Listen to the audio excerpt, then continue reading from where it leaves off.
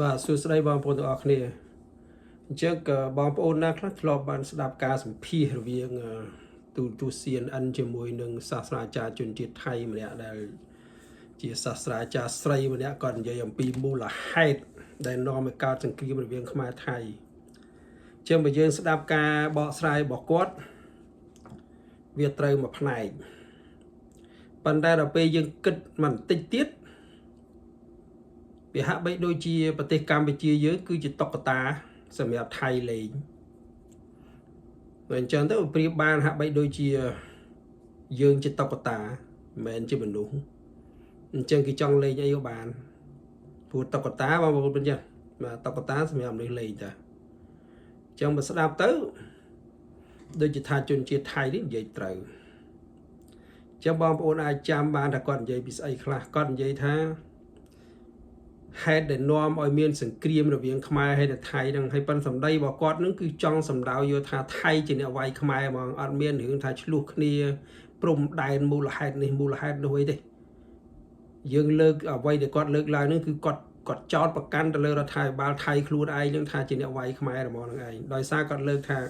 មូលហេតុចំនួននេះកើតឡើងដោយសារទី1គឺវិបត្តិនយោបាយនៅក្នុងប្រទេសថៃ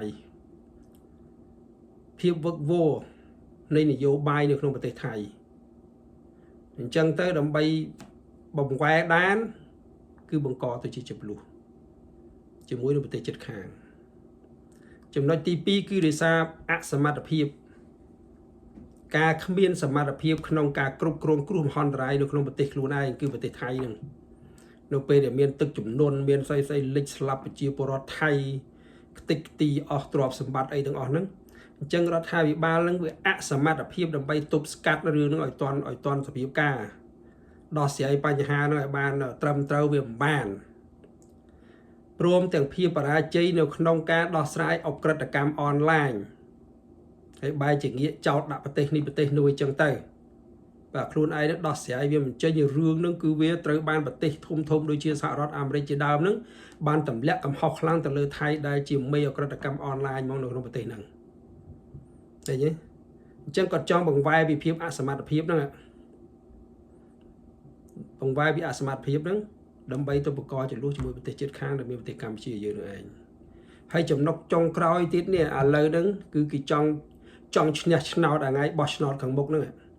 ហើយគេបានដឹងថាប្រជាជនថៃហ្នឹងប្រជាជនសៀមហ្នឹងតែងតែទទួលបានការអប់រំតាំងពីក្មេងមកថាខ្មែរហ្នឹងគឺជាសត្រូវរបស់ខ្លួន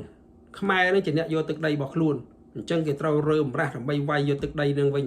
ព្រោះជាទឹកដីរបស់គេជាប្រាសាទរបស់គេជាស្អីចឹងទៅបងប្អូនដូចខ្ញុំនិយាយវីដេអូមុនអញ្ចឹងបើជនជាតិសៀមខ្លួនឯងនឹងចេះគិតទៅចុះបើដើម្បីវាយយកប្រាសាទរបស់ខ្លួនឯងមកវិញមិនក៏ទៅកំទេចប្រាសាទចោលបើដីនឹងជាដីរបស់ខ្លួនឯងចឹងរូបសំណាកនៅលើដីនោះមិនក៏ចាំបាច់ទៅកំទេចចោលអញ្ចឹងបងប្អូនមើលដោយសារហេតុផលប៉ុណ្ណឹងដែលបង្កឲ្យថៃនឹងបង្កចំនួនជាមួយខ្មែរដើម្បីអីដើម្បីបានប្រជាប្រិយភាពផ្នែកជាតិនិយមដើម្បីបានឈ្នះសិលឹកឆ្នោតនៅថ្ងៃបោះឆ្នោតខាងមុខហ្នឹងចឹងគាត់និយាយនឹងត្រូវប៉ុន្តែពេលខ្ញុំគិតមកចំណុចទៀតទៅវាប្រៀបបានខ្មែរយើងជាតុក្កតាគេចង់ឈ្នះឆ្នោតក៏គេមកធ្វើបាបយើងគេដោះស្រាយបញ្ហានៅក្នុងប្រទេសគេមិនបានជោគជ័យដើម្បីបន្លែបន្លប់ជនជាតិគេមកធ្វើបាបយើងដោយសារទំនាស់នៅក្នុងប្រទេសគេឆ្លោះគ្នាវាមិនត្រូវគ្នាអ្នកនយោបាយក្នុងស្រុកគេមកធ្វើបាបយើងដល់អញ្ចឹងយើងតុក្កតាសម្រាប់គេលេង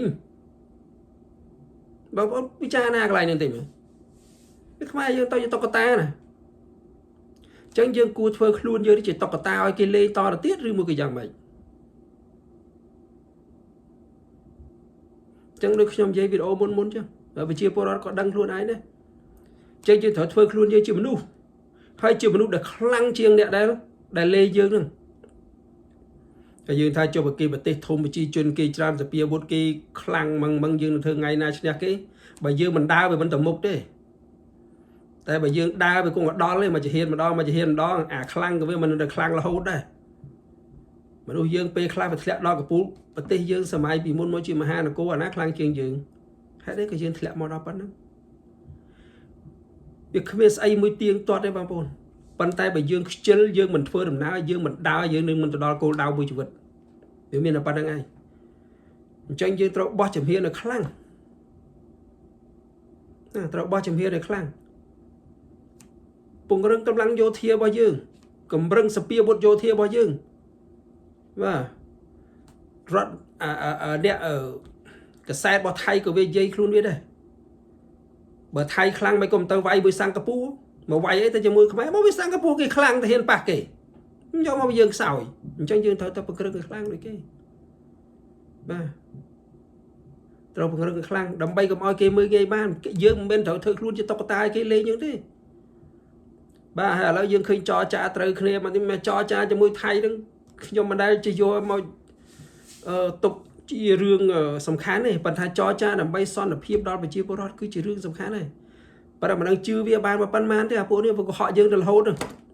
ហើយគេមិនដែលឲ្យតម្លៃយើងទេបាទដោយសារតែវាកុនអសន្នអីមួយហ្នឹងវាចរចាវាឆាប់ត្រូវគ្នាជាមួយយើងហើយតែវាដោះស្រាយបញ្ហាវាបានហ្នឹងរឿងទៀតហើយហ្នឹងហើយជួនកាលហ្នឹងកម្លាំងតបវាធ្លាក់ខ្លាំងពេកទៅគ្រោះថ្នាក់ច្រើនពេកអញ្ចឹងទៅរៀបកម្លាំងឡើងវិញសិនចរចាត្រូវគ្នាសិនទៅអញ្ចឹង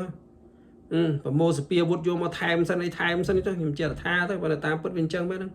អាពួកហ្នឹងមិនដែលត្រូវជាមួយយើងបានប៉ុណ្ណាទេវារហូតតែរឿងយើងហ្នឹងប៉ុន្តែមើលទៅវាទទួលផលចំណេញបានហើយល្មមអាចឈ្នះឆ្នោតបានហើយវាឈប់ទៅ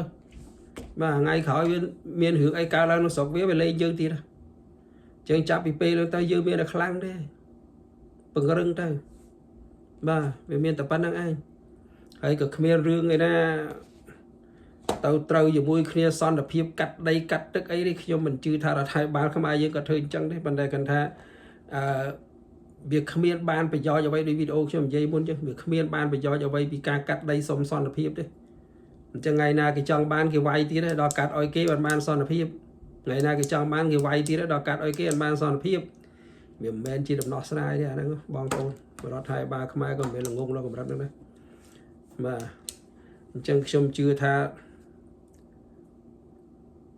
កិច្ចព្រមព្រៀងព្រំដែនរវាងខ្មែរនិងសៀមនឹងនៅតែប្រកាន់យករឿង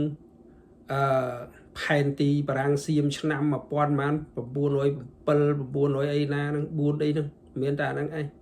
វាគ្មានទៅឯណាមកដោះស្រាយស្អីស្ដែងដល់លើវាយដល់ណាយកដល់ហ្នឹងទេគ្មានទេបើឲ្យគេធ្វើអញ្ចឹងបានគេធ្វើតែរហូតទាំងឯងគ្មានថ្ងៃខ្មែរយើងបានសុខទេបាទ